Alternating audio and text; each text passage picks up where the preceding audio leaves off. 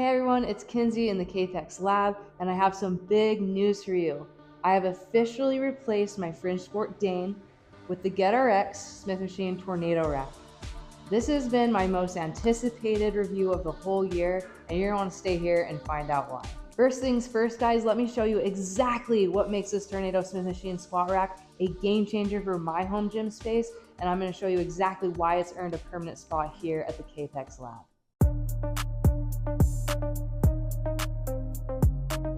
You guys know I can't leave anything stock. I always have to put my own little flair on things. So there's a few KPEX nuggets throughout this review that you're going to want to stay tuned for. Number one being a completely different way of configuring this squat rack to make it a little bit more versatile in your training. Number two being I want to show off GetRX's new Smith Machine safety catches so you can have a lower starting point on the Smith Machine.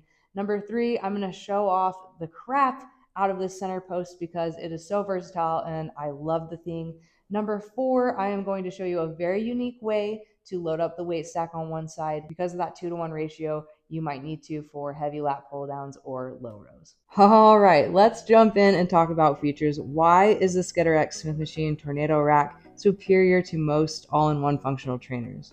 Well, for one, I've noticed it's very well built to last. I can see this truly being my forever rack. I also like that GetRX'd is committed to upgrading and updating their products in a timely manner, so you aren't waiting forever for innovation. This rack features those tornado arms, which makes your squat rack feel more like a sophisticated functional trainer than a squat rack. It also combines the stability of the Smith Machine with the versatility and freedom of a half rack, so you can do your barbell work and you can do your guided lifts and every movement you can think of in between. Your training versatility is truly endless with this option from GetRX'd.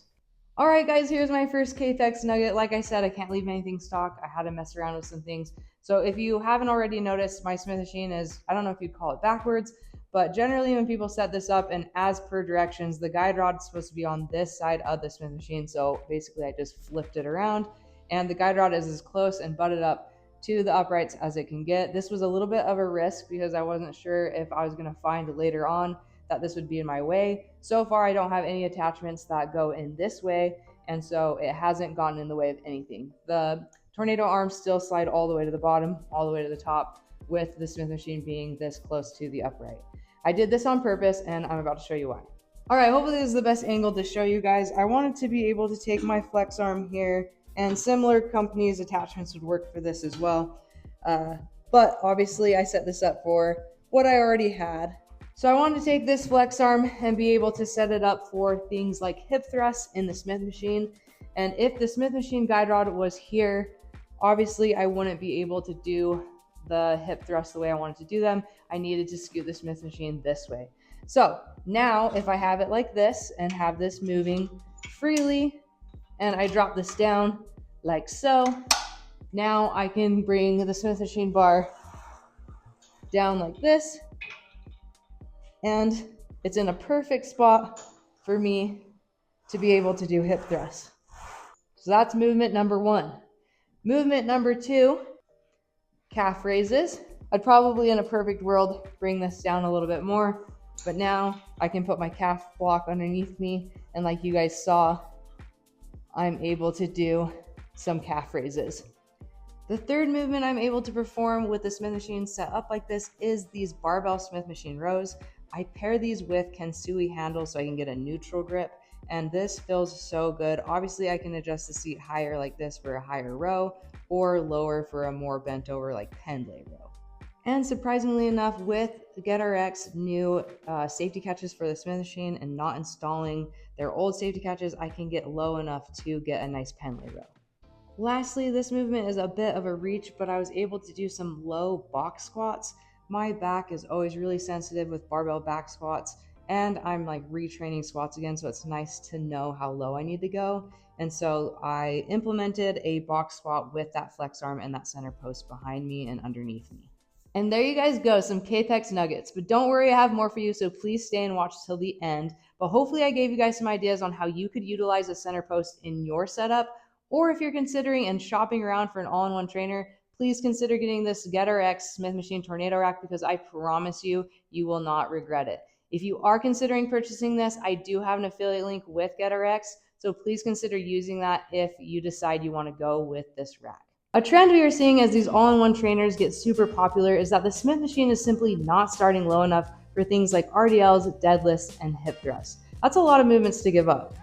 GetRX'd Smith machine originally started 24 whole inches off the ground, but they have since remedied this with removable safety catches. So if you don't install the old safety catches with the bumpers and the springs, then you can save yourself a whole 9.5 inches. That puts the new start point 15 inches off the ground, which at 5'2" hits me about 2 inches under the knee, which is good for most movements. If I wanted to get closer to a traditional barbell and bumper plates, I can always stand on a 45-pound bumper plate to get closer.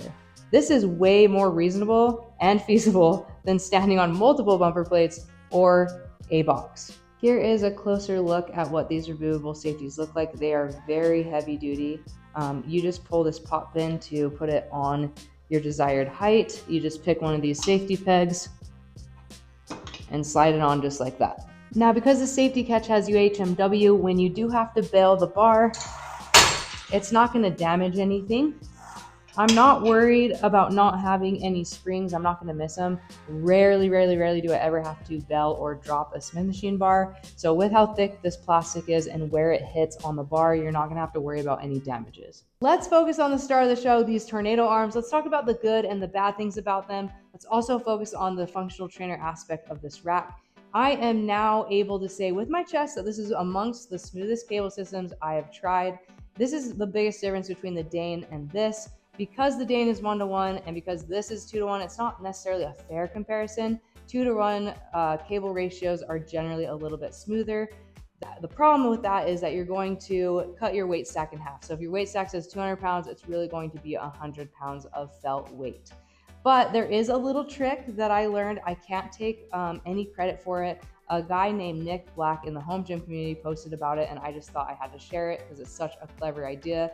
So if you do not have a gym pin and you have to add weight to your weight stack, here is a very unique way of being able to do that.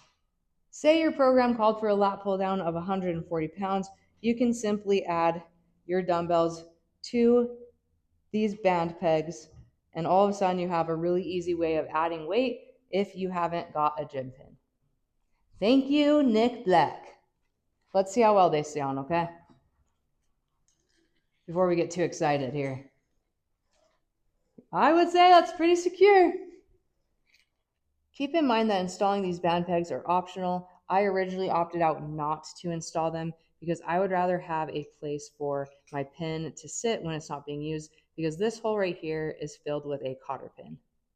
That being said, it's really not that bad to just set your pin right here. It is magnetized, so it stays pretty decently. So if you want to install these band pegs, just know you're going to be missing out on this extra hole here. It is a nice, simple solution to add more weight to your weight stack if you're someone who likes band resistance. When shopping around for an all-in-one trainer, one of the decisions you need to make is if you need a dedicated center lat pull down and low row station. These are two things I thought I'd need at one point, but after training on this rack, I really don't feel like I need one anymore. There are just so many different ways to rig up a lat pull down depending on your needs. Admittedly, a low row is a bit more of a challenge to rig up, but we'll get to that here in a bit. I really like the simplicity of the GetRX'd Tornado rack. If you guys haven't watched the hybrid resistance overview review of this rack, I suggest giving it a watch. He explained how he liked the open space in this rack and the simplicity of this rack. There's not extra cross members across the bottom or the middle, so it really gives you the freedom to make this rack whatever you need it to be. If you prefer storage shelves, you can add them on, or if you want to use the back uprights for various attachments, you can also do that. Your imagination is really the only limitation with this rack. Now with my Dane, this is how I would set up for low rows, and I never minded it. I would use my bench's foot plate right here to push against, and then I would just go ahead and do a heavy row. When the row gets too heavy though, sometimes your feet down here just don't give you enough support. And so GetRX has come out with a foot plate, which I don't have. I do have something similar though. And it just doesn't really stick out far enough on the rack to give you a full range of motion. So say it sticks out about here, this is as much range of motion as you're going to get. So some people are having a little bit of issue finding a low row that works for them. I've seen a couple rigged up low rows, but for me, sometimes if you have to do too much setup, it's not worth it. So this is as close to a low row as I'm going to get, or I will put both of these tornado arms down on the bottom, set up my flex arm here, and row single-handedly like this. So a couple ways of doing it, but honestly, I really don't mind sitting on the bench and doing my rows. One thing I did want to bring up about the tornado arms that has been kind of a negative in other people's reviews, but not necessarily a negative in my eyes, is people have mentioned that in certain positions, the cable can feel like it gets stuck or sticky. So if I was doing cable rows and I set it at a straight angle like this roller right here does have a little bit of gapping. Honestly, it's not really a negative because you'll find as you train with this that you just have to put the arm in certain positions. So instead of having it straight on like this for a low row, all I do is lower it down like this.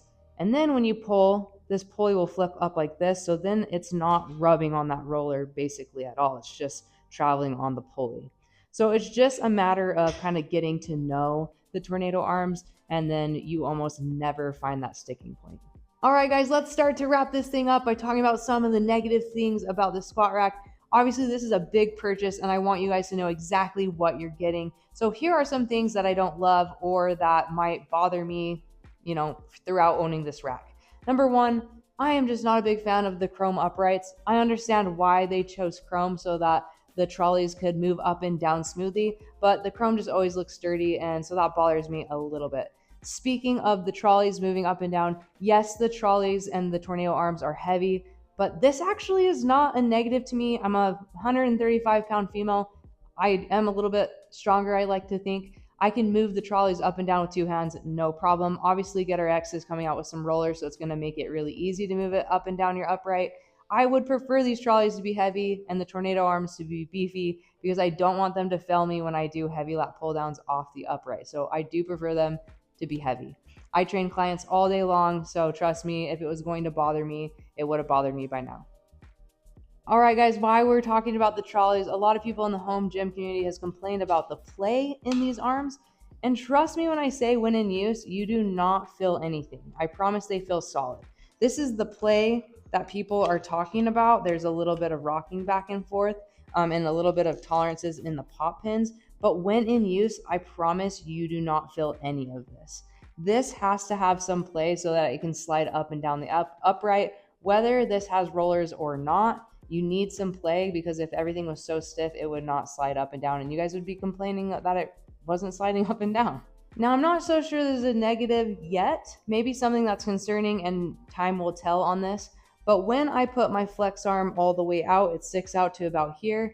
And I adjust the arm so I can do lat pull downs. It's a lot of weight in the front of the rack. Obviously, this rack is very square and it has very big feet on it. But I think maybe because there's not bottom cross members or a middle cross member, it creates a little bit of shake in the rack. Obviously, there's 200-pound weight stacks on either side, so I'm not afraid of it tipping. But when you're in the front of the rack with that much weight, it's enough rocking around that it's kind of like, But so far, nothing bad has happened.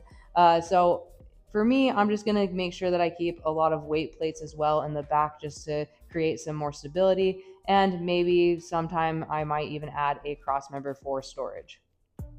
Little shameless plug before I forget about this center post. If you guys already have a 3x3 rack and you're not interested in buying this Smith Machine Tornado rack, please consider at least buying this GetRX center mount. It has added so much versatility to my training. If you do buy it, please consider using my affiliate link in thanks for me showing you all the cool things you can do with it. And no, there is no play in this thing. It is solid, okay? When you tighten these nuts down, there's nowhere this thing can go. Unfortunately, I haven't tried all the GetRX accessories that go with this rack and this center mount. I will be adding a few of their things to my arsenal and reviewing them, so stay tuned and watch for that. But as far as just the center mount goes, there's no play in it. It's super, super solid. All right, guys, when I received the squat rack, everything was very well packaged. There was maybe one small scratch on an upright, and that was it. I was very, very impressed with how it came. There was only one thing, guys. Why are the ends of these pegs yellow? I'm not sure. I think it might be glue. I haven't tried taking an alcohol wipe to it yet, so time will tell if it's a negative or I just need to pull out some wipes and wipe it off. As I scratch at it, it kind of comes off and flakes off. But yeah, I'm not so sure what that is. But other than that, I'm very happy with the quality of this rack. All right, guys, my last complaint slash my last negative thing to say is that I wish for how much money you were spending on this all-in-one that you got a little bit more included than J cups and some D handles. That's all that comes with it. I mean, I wish GetRX at least supplied a link to link these tornado arms together at the very least. Just a little bit more to get you going, get you started with this rack. But no, you just get D handles and these J cups. It'd be nice if they threw in a pair of like spotter arms, even if they were like nothing fancy, or like I said, a link for these tornado arms, just to feel like you're getting a little bit more when you spend so much money. All right, guys, and that is the most in-depth review that I could possibly give to you. Hopefully you guys enjoyed it. I know it was very long-winded, but if you stayed to the end, thank you so much for the support. If you guys have any questions about specific things like the measurements or maybe even the weight capacity of certain things, please leave a comment down below if you have questions about that. I wanted this to be more of a review of what to expect if you buy this thing versus specs that you can look up on the website. But like I said, if you guys have any questions that you can think of, please leave them down in the comments below because I'm sure I missed some things. If you guys are searching around for an all-in-one trainer and this looks good to you, please consider using my affiliate link. It costs you nothing, and if anything, it might save you some money. It is Black November, so now is the time to buy, and GetRX is having amazing sales. So please, if you buy anything from their site, whether it's the center post or this all-in-one rack, please consider using my affiliate link. Thank you guys so much for watching, and please subscribe if you haven't already. Leave me a comment. Let me know that you watched. Thanks, guys.